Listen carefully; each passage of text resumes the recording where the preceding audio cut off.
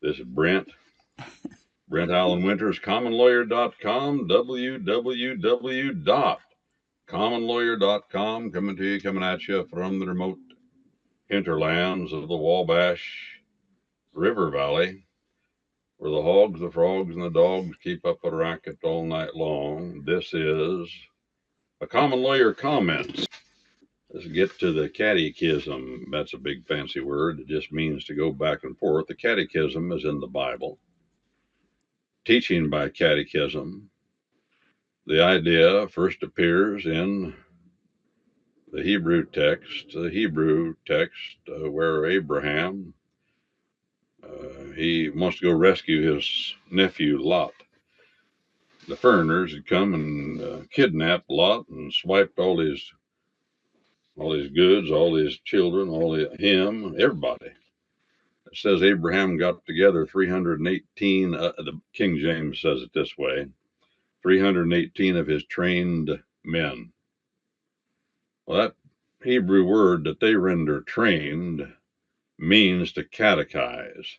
Now, I've always thought, and I think most people do, you think, well, trained men, they were trained in arms, because those 318 men put a whooping on those kidnappers. I mean, serious whooping. He split them into two parts, and they attacked them at night and got everything back. But it says they were catechized.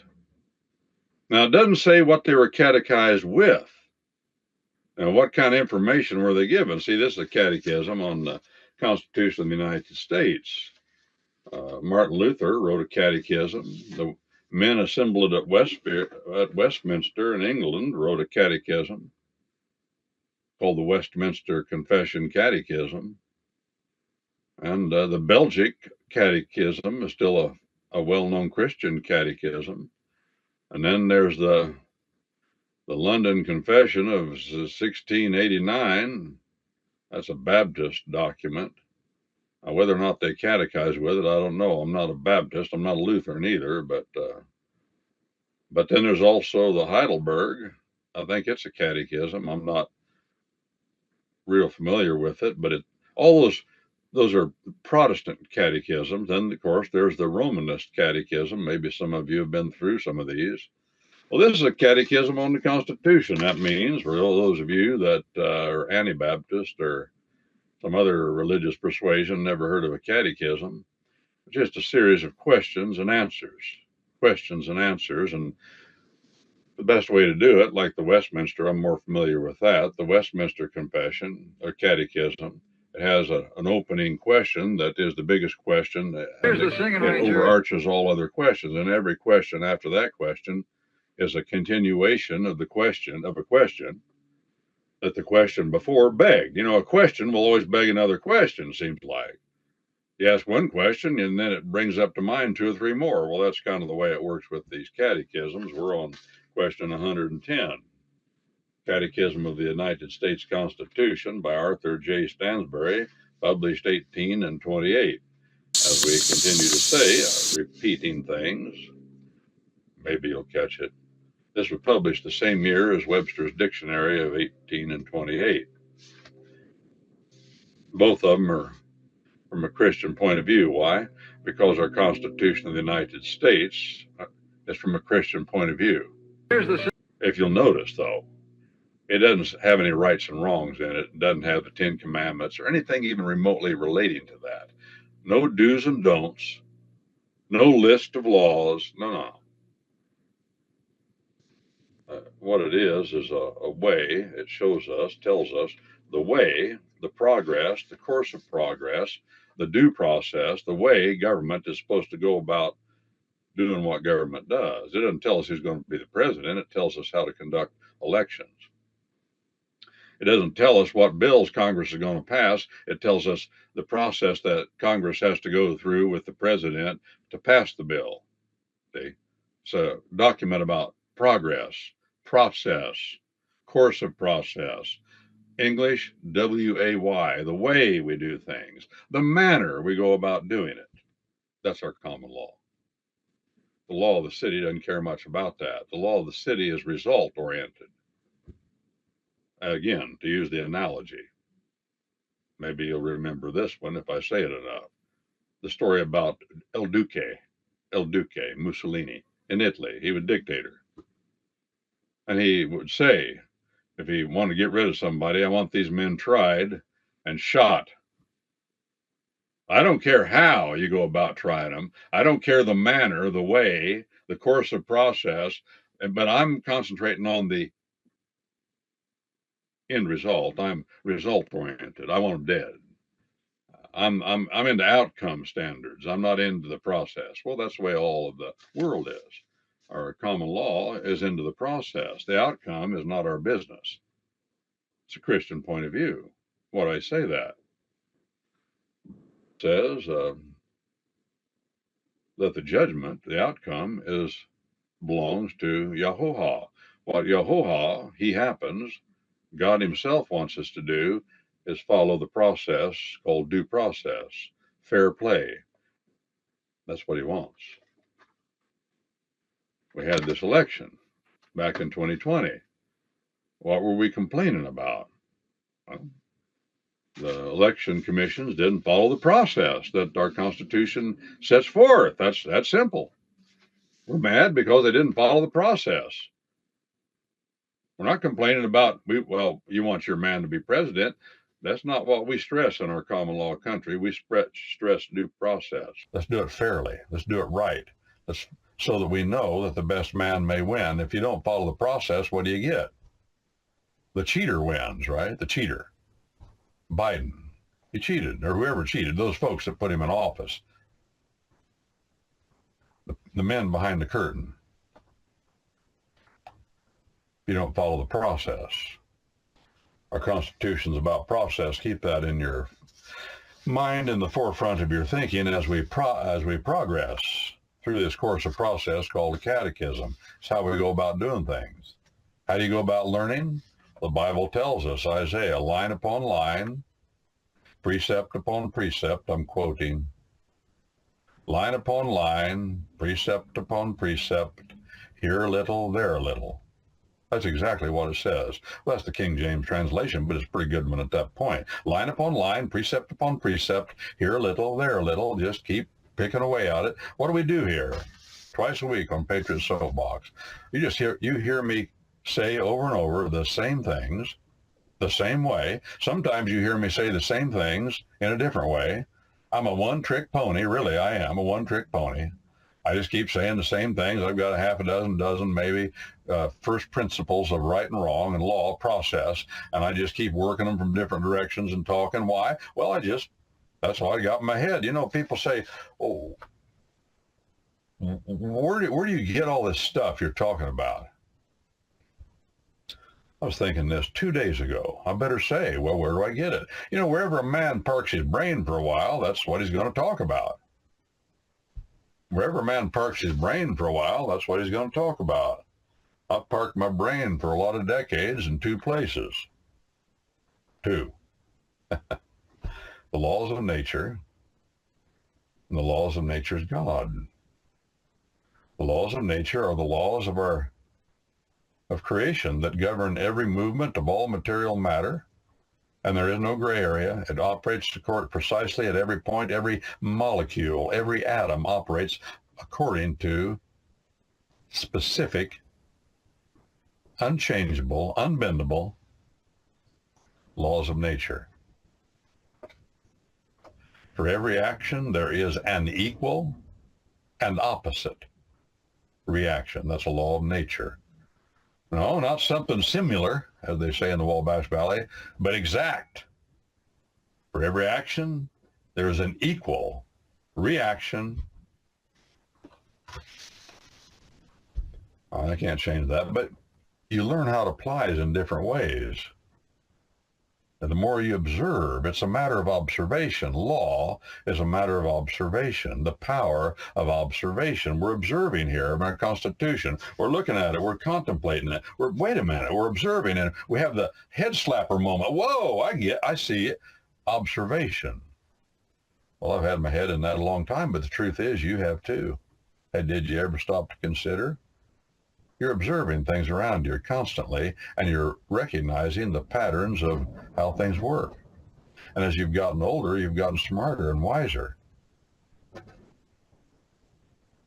You've learned what to do and what not to do. You've learned what to do and what not to do in order to not get hurt. And you've gotten wiser, and you see young people doing dumb things, and you want to tell them. Not that it'll do any good, but you hope it does. Listen, listen, listen. Open up your ears. Listen and observe. Well, that's the laws of nature. Then there's the laws of nature's God, the Bible. I've had my head in that for decades too, pretty intensely, frankly. Do I know it all? No, I don't know it all. Have I met people that know more than me? All the time. Do I meet people that don't know more than me about the Bible, but will tell me something about the Bible that I didn't know? Absolutely, constantly. I just keep taking more in. So my head's been parked in the laws of nature and the laws of nature's God. Then after time, when you get grown, you begin to see that these are consonant. They're consonant. That means they don't contradict one another. It's not that they're the same thing. They aren't. But they certainly are consonant. I like that word, consonant. That means they go along together constantly. They dovetail together. They don't contradict. They mutually support one another. They mutually undergird one another. Having my head parked in. So that's what I talk about. So maybe that'll help alleviate some curiosity out there. Why is he saying all these things? Yeah. I was observing some livestock last night. I've been observing livestock all of my life. That's God's creation. They operate according to certain rules. When they get hungry, they eat. And when they get hungry, cattle start bawling. I don't move very well, but they when they're hungry. It's always the same. Chickens do certain things. You learn how they operate. You learn how much daylight they need to lay eggs, things like that. Those are laws of nature. They don't change. No, they don't evolve from one thing to another. They adapt, sure, but their gene pool doesn't change. Their bodies don't change. No. There's a limit. Oh, you'll have variations of color, but there's a limit to the gene pool. The species cannot go outside the gene pool. It's not possible. Just like the human species cannot, and we never have, gone outside our gene pool. Gene pool, that means our genes that dictate what we look like and how we act. Our first grandparents had a pool of genes. That means they had a limited variations there. Now you can combine all those and they come up with some really weird looking stuff. As we know, looking at each other. I won't tell you about all my weird looking stuff. I try to cover some of it up, see, with shirt and stuff. You can just see my head. Yeah, that's why we call them talking hairdos. Somebody said the other day, I said that Sean Hannity was nothing but a talking hairdo. I don't know why I said that. I don't remember, but they emailed me and said that they started laughing so hard they had to shut the computer off. They thought they'd had to walk away from it. They were laughing and gagging and carrying on. And well, I'm glad they thought it was funny. I didn't know it was funny. I just said it in passing. But you never know what'll trip somebody else's trigger, see? That's why I just say all sorts of things. I don't know what you're hearing, and I don't know what'll trip your trigger. 110, question, Catechism of the Constitution. May one part of the United States be required to pay at a greater rate than the rest? A greater rate of what? Taxes. Now, this was written when income taxes were anathema. People would have thought if you'd put an income tax in place, that would have been tantamount to grand treason. Two kinds of treason in common law. Two kinds. There's grand treason and petty treason. We've lost that concept. I doubt if 99.9% of Americans could define treason the way our Constitution, and our Constitution does define it clearly. That's okay. We're going to get to it. And I hold those responsible that were responsible for teaching you to have not, they didn't do it. They didn't teach you. They didn't teach you if you don't know. They didn't teach you the Bible. The preachers are up there serving up rats and mice when they should be serving up steak. And then they may move to lunch meat once in a while, but I'll tell you something. Once you've had steak, lunch meat and rats and mice won't satisfy you anymore. You won't be anemic anymore. You won't want that anymore. That's what most preachers are delivering. I won't name names, but a lot of them are. There's some that aren't, of course. Some of them very sincere, work very hard. Given what they have, the tools available to them, they're very conscientious and observant and disciplined. But there's a lot that aren't. Well, it says, may one part of the United States be required to pay a greater rate than the rest? Taxes. Well, grand treason our Constitution defines, and your state defines grand treason against your state. Each state is sovereign. Grand treason can only be committed against a sovereign. We have 50 sovereigns in our United States. I don't suppose there's another country in the world like that. Never heard of one. 50 sovereigns. Other people say sovereignty can't be shared. Well, we're doing it here. Well, logically, how does that work? Well, logically, how does it work that England has a sovereignty? That means, what is sovereignty? Sovereignty means that the sovereign answers to no man, nobody, no country, no nothing, anywhere on the faces of the earth. That's called sovereignty among men. The sovereign answers to no one. The English crown may agree with another country. English sovereignty may go along with another country, form an alliance with another country, as they have with us. We're allies. Canada is an ally. But that doesn't mean that England answers to us. And it doesn't mean we answer to them. We don't, as a sovereign nation.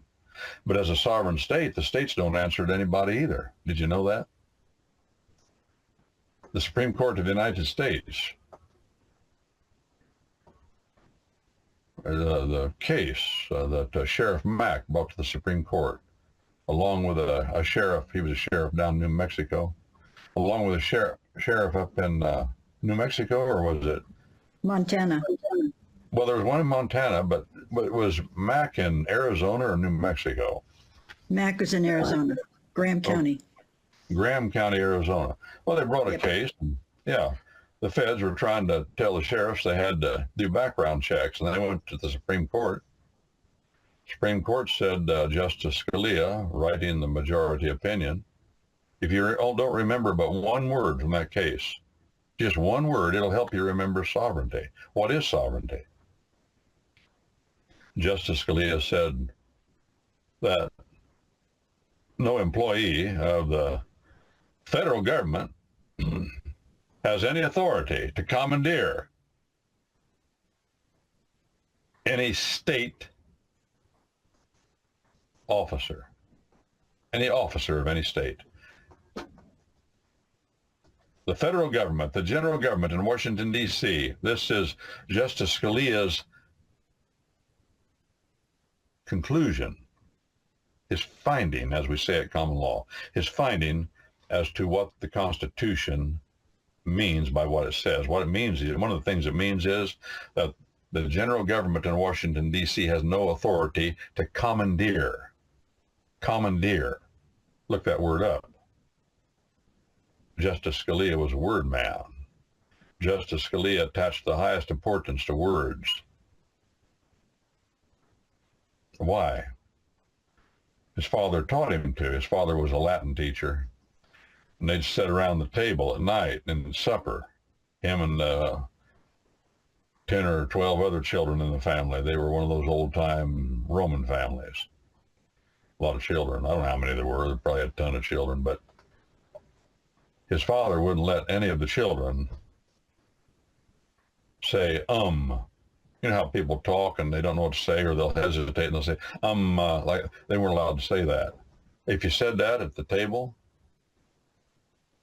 you didn't get to eat the rest of your supper. That's called discipline. Did it hurt him? No. He became a blessing because of little things like that. Don't think, parents, that what you're doing, if you think it's a small thing, it's not a small thing what you're doing, raising children. Discipline your children. Be creative. You've got to come up with the ideas. You've got to make it happen. You've got to do it. You got to try. I have discovered, I want to give you a word of encouragement. I try to pound things into my children, line upon line, precept upon precept, here a little, there a little, like Isaiah says in the Bible. And then it didn't look like I was getting anywhere. I'm despondent. 20 years later, they come back to me and say, you know, Dad, I'm going to tell you what I'm thinking. And what is it? They talk. And I'm hearing the exact same phrases and words that I tried to pound into their bumpered brains 20 years before. And then they say to me, do you think that's right? Do you think I'm right on that? And I didn't say, well, that's what I've been pounding into your head. I never said that. I said, no, I never thought of that before. No, I do think you're right. I didn't think you were that smart. You're impressing me. You know, I say things like that. Don't think it ain't sticking. No, you're putting it in there. And it may come out. As a matter of fact, it probably will. G-I-G-O, garbage in, garbage out. Whatever you put into the computer will come out, good or bad. Put the good stuff in, will you? Our country depends on it. I'm counting on you. May one part of the United States be required to pay a greater rate than the rest? No.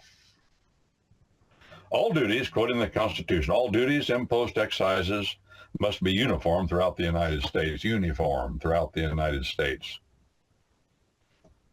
Well, if grand treason is treason against the sovereign, what's petty treason? Yeah. Remember, the sovereign is someone who, or something that answers to nobody on earth. Beholden to nobody and answer to nobody. That's sovereignty. There's only one true sovereign in the universe, true sovereign in the universe, the land and the sky. God has divided his universe into those two parts. In the beginning, God created what? The heavens and the earth, the sky and the land. There it is. He starts out that way, and it stays that way throughout eternity. And we're to understand our universe that way. Now, grand treason is turncoating, disloyalty to the sovereign, the one that doesn't answer to nobody on earth, or to God himself, doesn't answer to nobody in heaven and on land, on earth. That's the ultimate sovereignty. Then there's sovereignty down here on earth, where nations don't answer to nobody else on earth, like America, or Canada, England. That's called grand treason. Grand treason, disloyalty to the maker of heaven and earth, or the land that the Lord your God has given you. Disloyalty to this land, not the government, not the people, the land, the Lord your God. It's all connected. That's grand treason. What's petty treason? Petty is a French word. Doesn't mean it's insignificant. It just means small. For example, we have the grand jury. These are French words, friends. French. Grand jury. Then we have the petty jury. What's the difference? Are they different in significance? No. As a matter of fact, if you had to choose, the more powerful jury is the petty jury. Why do we call it petty? Because it has 12 members, as opposed to the grand jury, which has 12 or more, depending upon the circumstances or the place or the law and that particular sovereignty. 12 or more. 12 petty. Well, who has the ultimate power? The petty jury. Don't despise small things just because they're small. Jesus Christ said, don't despise the mustard seed. It grows into a big tree. Provides lots of lodging for birds and, of course, produces mustard, which people like. I've always liked mustard. Put a little vinegar in it, it's even better. grand treason, and petty treason. Have we lost that idea? Yeah, we've lost it. What has it done? It's tearing our society apart. Loyalty. Petty treason is loyalty horizontally to spouses, friends, employers, employees, and at one time that was all very actionable. In other words, you go to court, and I suppose you still could now, but it isn't done. We've lost the consciousness of it. Loyalty is what holds our country together. Loyalty in the relationships that God has established. We're not to be disloyal to those that we have legal relationships with. If you can't be loyal to your employer, why work for him? Quit. You'd rather be living in the street in a cardboard box if you had any sense. If you can't be loyal, can't be loyal to your spouse, that's not marriage. If you can't be loyal to your children, and children loyal to your parents, that's pretty sick. I mean loyalty, friends. How far does it go? Pretty far. Does it go beyond imperfections? You better believe it. Does it go beyond actual breaches of loyalty?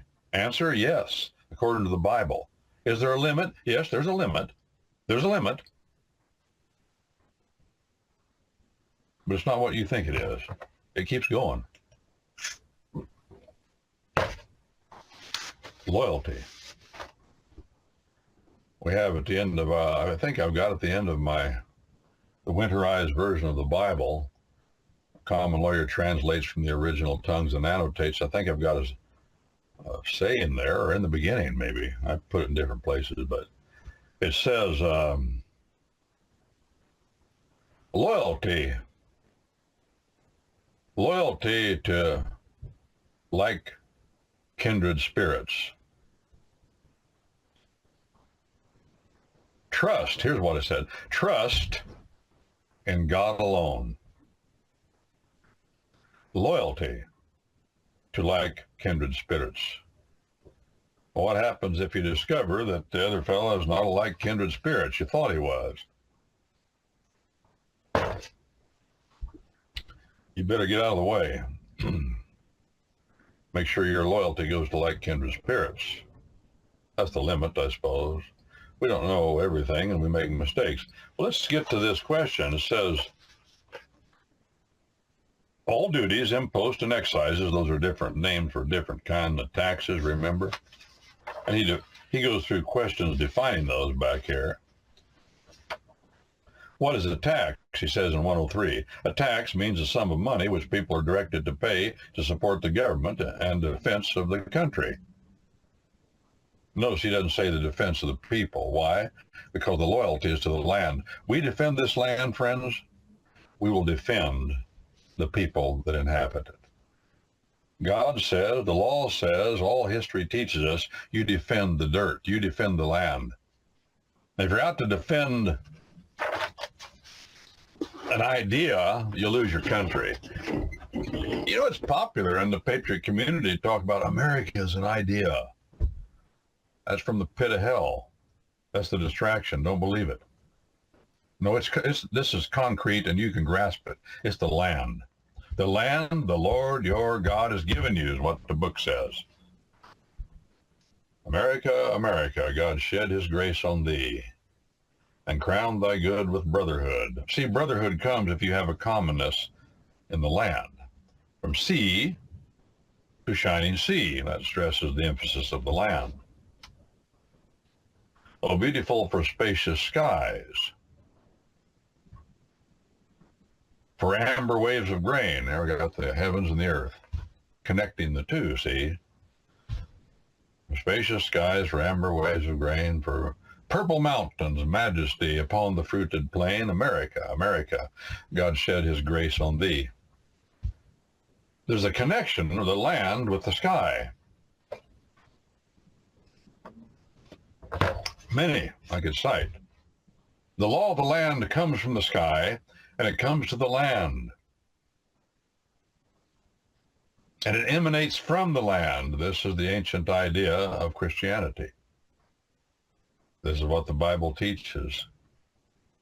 And there is that one that came from the sky to the land and entered the stream of humanity, and that's the ultimate connection between sky and land, connecting God's two divisions of his universe.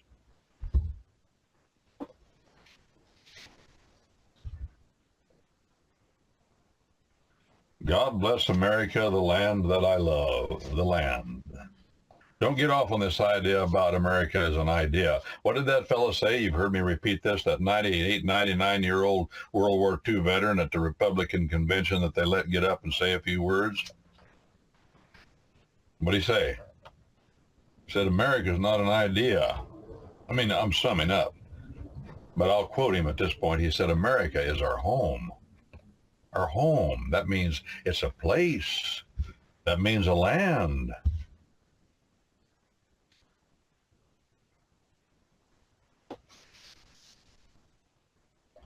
What other power has Congress? They have the power to borrow money on the credit of the United States. Does the United States have credit?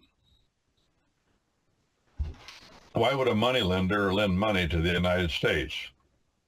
Well, why would any bank or a lender lend money? Well, they think they're going to get their money back with a surcharge called interest. That's why. If they think it's a good risk, they'll do it. Well, if the bankers loan money to the United States, the ones that are going to pay that debt is who? You. Not a good deal. They got the power to do it.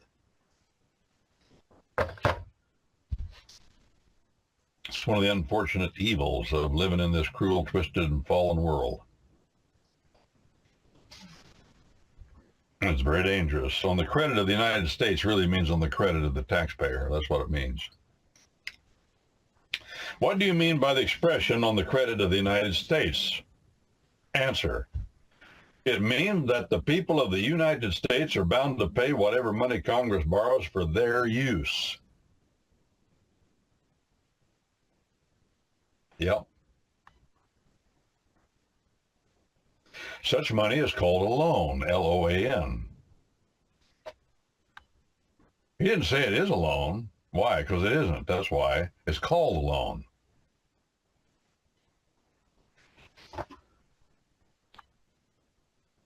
Listen.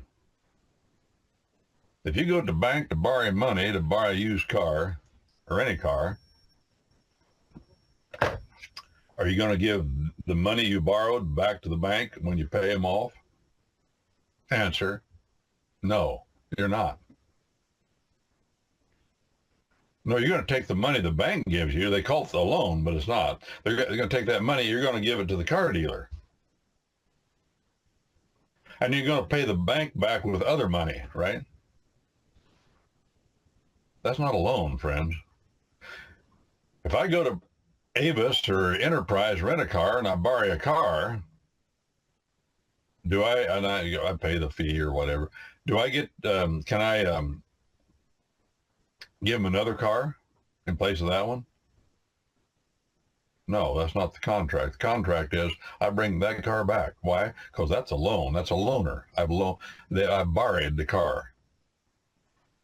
When you get money from a bank, you don't borrow money. Now you say, Brent, that sounds kind of funny because all money's alike. If you borrow $100 and you give them a $100 bill, it's the same thing. No, it's not the same thing. It's not a loan. My point is, get this, it is not a loan. That's a damnable lie. The reason they say that, the reason the banking community, the usurious community says that, because it makes you feel better. It's not. And when you get the money, you borrow, they call it borrowing money. You're not borrowing it. Remember, you see that. I think you see that. You know, if you borrow something, like I borrow a car at Avis Rent-A-Car, I don't own the car. That's why I give it the same car back. It's not mine. I'm just borrowing it. They're letting me use their car. They hold title and ownership to the car. But when you get money from a bank, they call it a loan, and they say you're the borrower, but that's not what's going on. And what goes on is this. They transfer ownership of that money to you. Ownership. And the proof of that is, among other things, only an owner of the money would have the authority to give it to the car dealer when you're buying a car. And now it becomes his. You cannot impart, friends. You cannot impart what you do not possess in ownership. You cannot transfer ownership unless you have ownership. And when you borrow money from the bank, you're not borrowing. Now they're transferring ownership of that money. Now that's yours, and you're under a contract.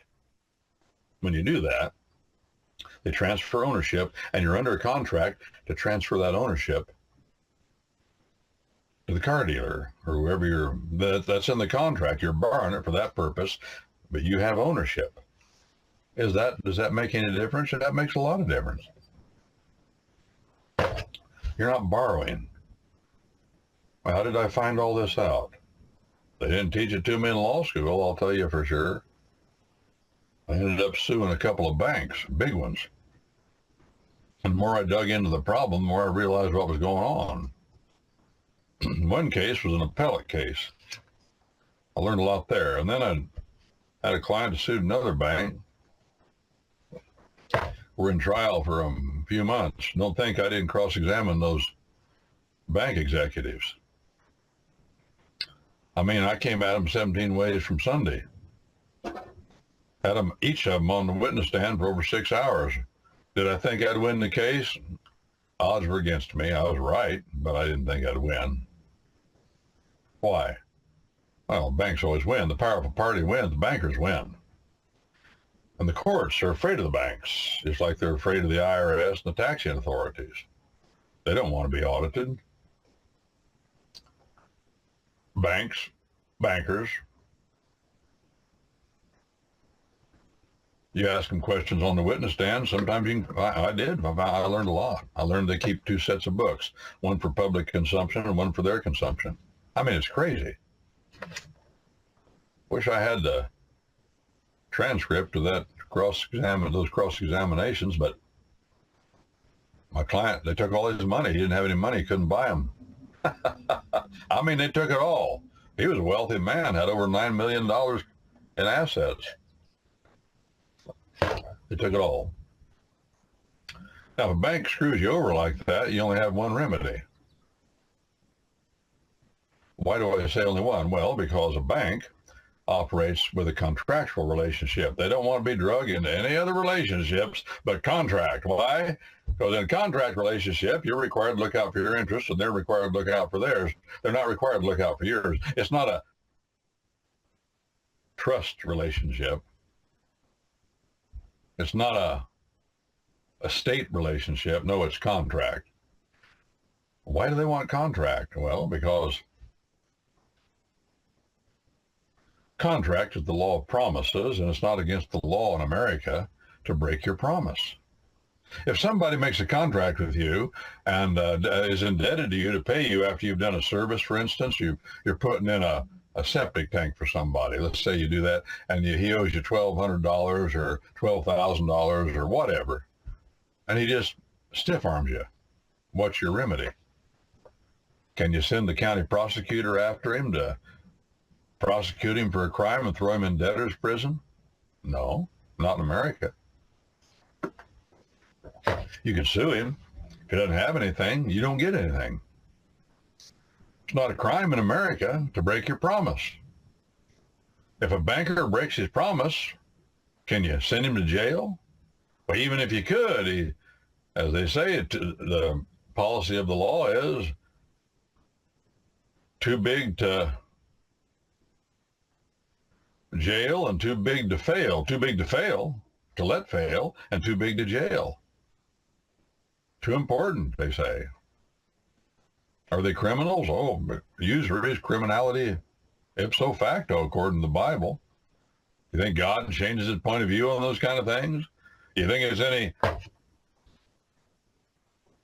any mystery that in all of Europe, including England, for 1,000 years or more, usury was against the law? called they called usury, loaning money or giving money on interest, they called that the scourge. This is the quote from England: the scourge of all mankind. It destroys nations. No question. Why do they allow it? Powerful people want it. Andy Jackson tried to get rid of the whole idea. They tried to kill him. Fired pistols at him. Both of them misfired. Isn't that amazing? Listen, if you want to know who the good president is, or the fellow that wants to be president's good president, just see whether somebody tried to kill him or not. The evil empire are they're murderous. Oh, no question. Garfield tried to kill him. Lincoln killed him. What did Lincoln want to do? He wanted to print money. He didn't want to borrow it. He got tired of that. He wanted to issue government printed money so it wouldn't be borrowed. That means interest. You're not really borrowing it, as I said. Garfield. Who was the other one? McKinley? Somebody tried to shoot Roosevelt. Jackson, they tried to kill him. John Kennedy killed him. Was he interested in borrowing money? No, he wanted to print government money so that it wouldn't be borrowed. Next thing you know, he's dead, but there were other reasons there too. DJ Trump. That was a close one. What do you mean by that expression on the credit of the United States? Answer. It means that the people of the United States are bound to pay whatever money Congress borrows for their use. What do you mean by that expression on the credit of the United States? That's a quote from our Constitution. Answer. It means that the people of the United States are bound to pay whatever money Congress borrows for their use. Such money is called a loan, and whoever lends it to the government receives a printed paper acknowledging that such a sum has been lent and promising to pay a smaller sum yearly as interest for the use of it. But see, you're not using it. If you rent a car, that's a loan, and you pay a fee for the wear and tear, the use of the car, or for whatever they're out of the use of the car for a while, so they could be doing something else with it, loan it to somebody else, but you pay because you get it. That's not what's going on here, friends. This is not a loan. Such money is called a loan, it says. Let's see what else it says. Pay a smaller sum yearly as interest for the use of the money. Such printed certificates are called stock certificates. They may be bought and sold the same as any other article. Stop right there. A piece of paper with things written on it.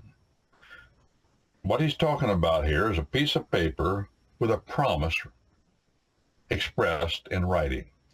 What's that called? That's called a negotiable instrument. Why do we call it negotiable? Because you can negotiate it. You can sign the back of a check. Somebody gives you a check. It's a piece of paper that amounts to a promise to give somebody money.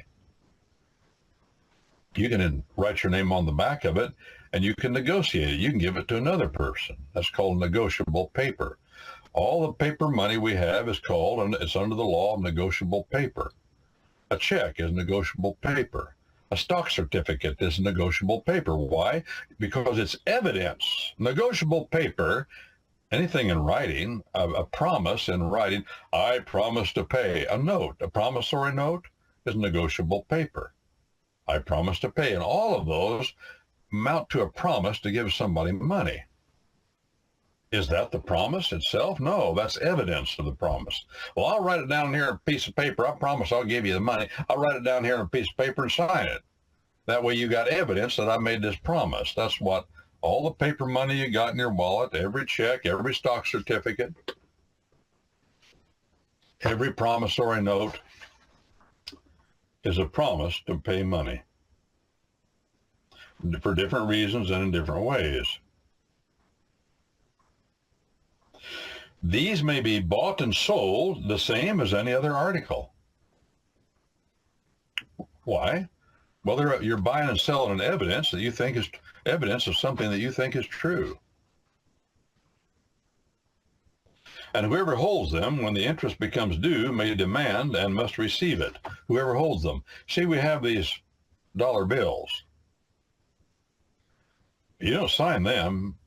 They're bearer instruments. If you have them, you bear them, then you can use them. When somebody gives one of those instruments to you, one of those dollar bills, you say, I got a piece of candy, or I'll sell you. I got a bottle of pop, I'll sell you for $1. They give you the money, you give them the bottle. Now that's yours. You didn't sign anything. It's called a bearer instrument, because when you bear it, you hold title to it. Whoever bears it holds title to it.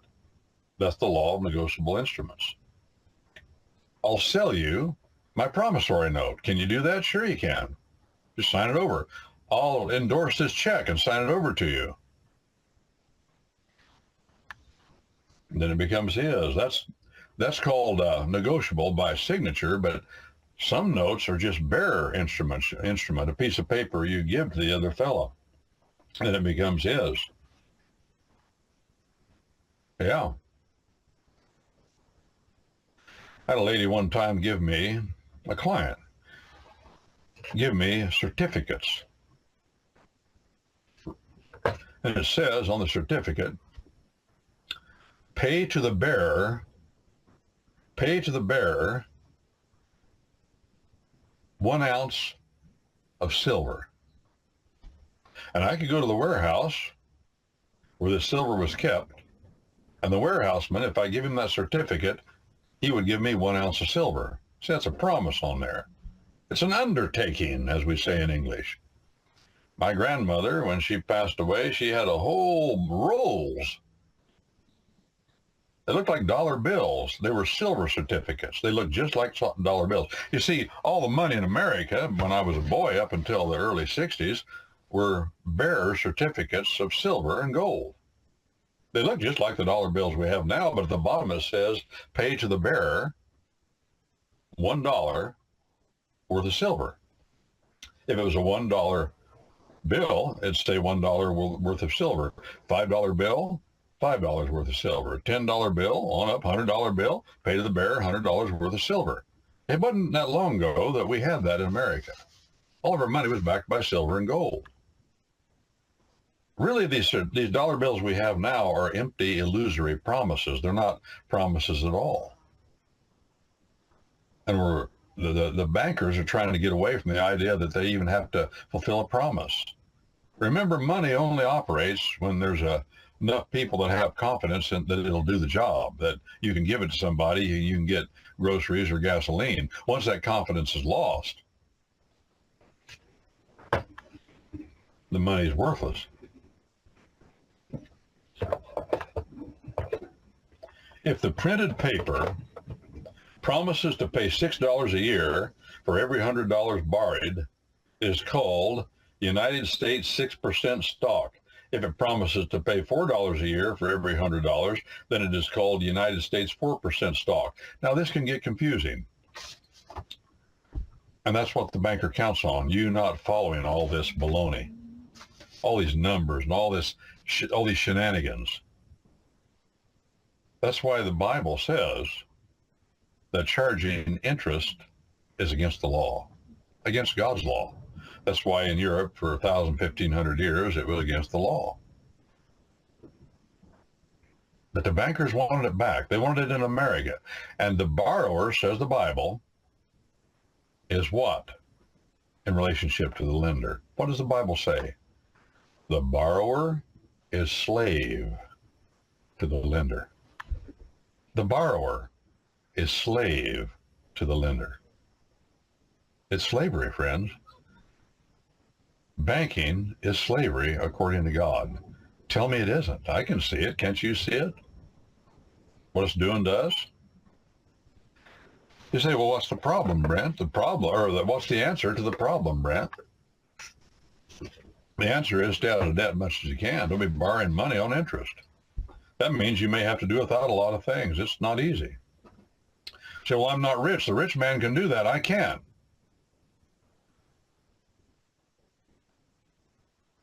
I think you can. What do you have to do that? You have to have trust in God, because this is God's law. How do you follow God's law? There's only one way. You got to do a lot of trusting, because God's law does not look like it will work in many, many cases. I've had a lot of people say to me, they'd want some advice on something. I'd say, well, the law of God says this. You want to know what it says? I can tell you that. Well, that won't work. Well, it looks like that to you, I know. But God wants you to trust him, that he will make it work. The law of God is there for you to trust God. That's why it's there. You say, well, you mean every detail of the law of God in the Bible? No. No. The first principles of the law of God. The first principles of the law of God applied differently in our culture than they did in the agriculturally based culture of ancient Israel. But they still apply. All of the first principles apply. Like Paul the Apostle says, the Bible says, do not muzzle the ox while he's treading out the grain. You know, they'd throw grain down on the treading floor, and the ox would just walk round, and trample the heads of grain, and the grain would fall out. And then they'd winnow it away and get rid of the chaff, and they've got the grain left. Do not muzzle the animal that does that, the Bible says. Let him go along and eat while he's working. And Paul the Apostle takes that first principle among people who weren't farming, and he says, what this means to you, one application of this first principle is pay your preacher. And not only pay him double what you think he's worth. This is Brent Allen Winters, commonlawyer.com, www.commonlawyer.com, coming at you from the remote hinterlands of the Wabash River Valley, where the hogs, the frogs, and the dogs keep up a racket all night long. This is a Common Lawyer Comments.